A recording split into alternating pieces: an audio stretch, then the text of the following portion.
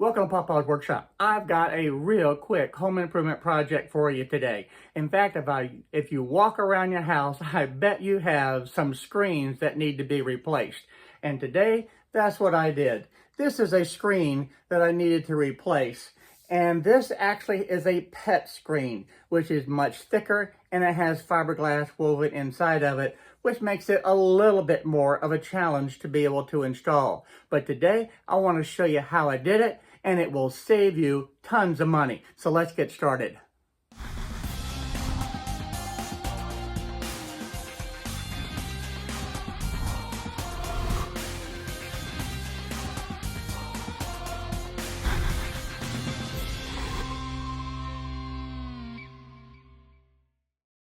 The tools and materials that you're going to need is that roller to be able to roll the spline into it. Of course, you're going to need the spline and the screen along with a tape measure, knife, and really you need to add a scissors to this collection of tools also. But other than that, this will be everything that you need to be able to install the new screens into your metal frame. There we go. Keep going. That's my start position. You can just dig in there with a screwdriver or a pointed tool like that to be able to grab it and pull it out.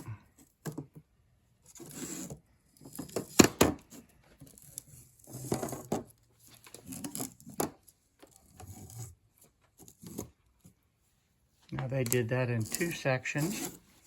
Sometimes they just do all four corners and wrap it like that first corner. Other time they do it like this. So we have a new start point. Main thing is you don't want to stab your finger. Is that a cautionary tale for me? Yeah. Or for the viewers? And then it just pulls and slips right out.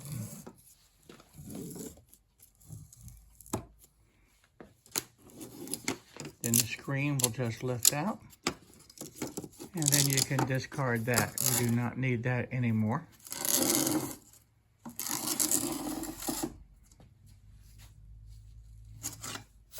Now it's time to be able to clean up the frame. And you just lightly sand it, and then you can spray paint it. And it's a lot easier to be able to do it this way when there's no screen in it, so you don't have to worry about damaging the screen. Now, the first thing I did is I added an extra tool. A screwdriver would work, but that little pick worked extremely well to be able to grab the end of that spline and lift it out. Now, this frame had been painted before, so it took a little bit of extra sanding to be able to get it smooth and ready to be able to paint. Now, we had 3 today. I'm only going to show you one screen. Now, as far as the other screens, we did the exact same thing. We pulled the spline out and removed the screen and got everything sanded. Now the paint we're using today is the Rust-Oleum Satin. It is a black paint, and this was used for the door itself. This was a security door with the screens in it. It's the same paint. Now it was time to be able to take these outside and get them painted. It was nice having my son in the shop today because I was able to hold the frame, he was able to spray it, and it worked out real good. We did have a lot of wind to deal with, so we had to be able to hold it just right so we didn't get paint all over us either. But this only took a couple of minutes with the hanger, and then it was time to let it dry. That sucks. Did it again. Ha! Caught it though. Now this roll of screen was 84 inches long, and that was just long enough to be able to complete this job on rescreening these 3. Now once you have the screen out of the package, all you really need to be able to do is roll this screen out over the metal frame. Now you like to be able to keep your work area clean, so discard all the unnecessary wrapper, old screen, and everything else. Now I just unroll this and drape it over the frame, and then take the scissors and cut it. And this cuts real easy, even though this is a real thick screen. Now you're going to have several choices when you're at the store. They have this PET screen, as we have here. They also have the fiberglass type mesh, and they'll have aluminum mesh. In addition, in some areas, they'll also have a sunscreen type of mesh to be able to utilize also. And in your area, who knows, they may have some additional types as well. But those are the main types that you'll see in the big box stores. In addition to that, you're also going to see the different sizes of the spline. Now the spline that I needed was a 0.125, but they do have larger sizes as well. Just check with your local hardware store and look at the screen and buy the same size that you need.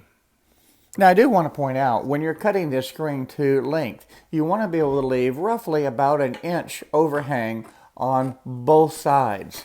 That way you'll have enough to be able to work with without wasting any, but without being too short also. Now that I have the screen cut, I like to kind of shift it again and move it to where it's center over the frame and stretch out any wrinkles that you may have.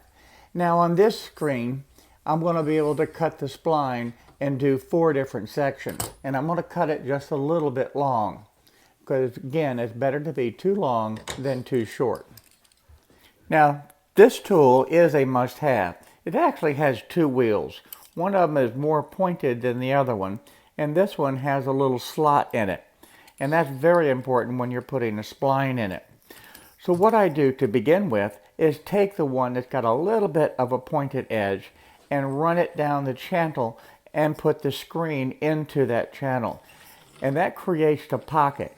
Now this is not absolutely necessary, but I tell you guys, this little trick right here really makes putting the spline in a whole lot easier, because now the screen's in place and now you can set the spline on top.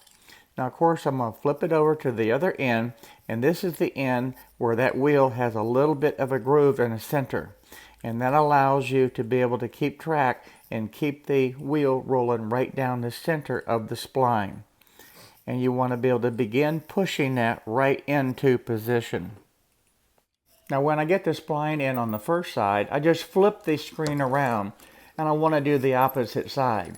And here's a close-up using that tool to be able to push the screen down into that channel. Trust me guys, this makes it a whole lot easier to be able to put that spline into position. So don't pass up this step. This is the trick of the day.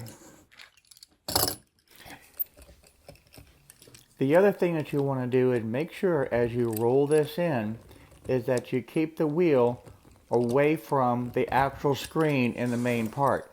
If you're going to have an accident and cut into the screen, do it on the waist side rather than on the side of your brand new screen, because this can potentially cut your screen if you have an accident and hit that edge.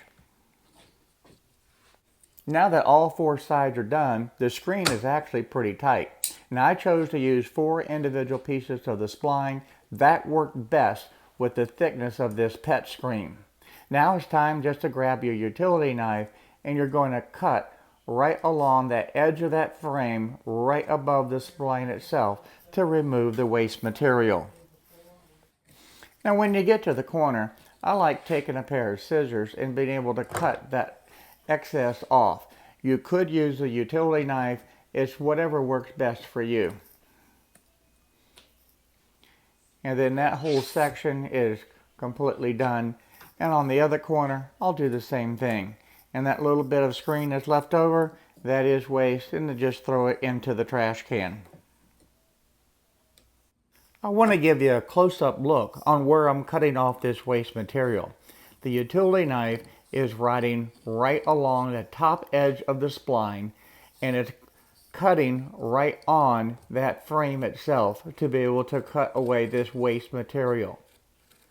And it takes really no time at all. You have a built-in guide to be able to cut, and it works out very well. If you miss a particular strand, just come back and just repeat it, because you don't want to pull it.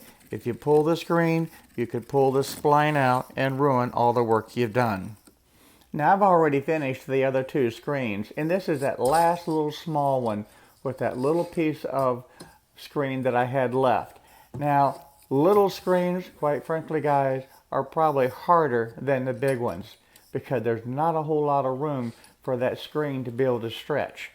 But the process is exactly the same. Just take your time with it and work one side and then the other, and it should be rather easy for you. And please don't forget, use this little method of rolling the screen into that channel before you try to put that spline in. It will make your job a whole lot easier.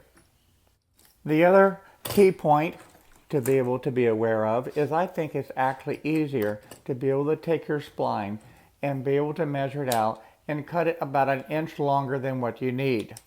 And the second tip that I really think makes it a whole lot easier is go ahead and cut each piece individual, so you'll have 4 pieces of spline to be able to work with instead of one great big long one that's just going to give you a lot of headaches. The other tip that I want to give to you, which is not quite as obvious, when I begin putting in the spline, I'm taking this roller and actually pushing the spline straight down. If I try to just take and roll it in to begin with, it's going to stretch this spline quite a bit, and it's going to make it more difficult to be able to get this spline in correctly. Now once you have that spline in position, you can just move over to the opposite side, take your roller, and do the same process. Go ahead and roll that screen into that channel. So much easier to be able to do it this way, especially on a small screen. Now you see, because it's small, I'm actually having to put a little bit of tension onto the screen itself to be able to make sure that it's good and tight. You don't want to have a loose screen. Now once you finish the 2 long sides, the screen's actually tight, and doing these small ends now become very easy. So take your spline, cut it just about an inch or so long, because you don't want that too short. And please don't forget this step. Use that tool, roll that screen down into that channel. It really does make it easier, even on a small screen like this. And once it's all done, you'll be able to realize that doing the screens is not that difficult, and it will save you quite a bit of money. So now take a few minutes, walk around your house, and just check and see how many screens are damaged in your house. This is an easy project to do. So guys, thank you for watching today, and I hope that you were able to learn something. And if you did, please hit that subscribe, like, and share buttons. Thanks again for watching.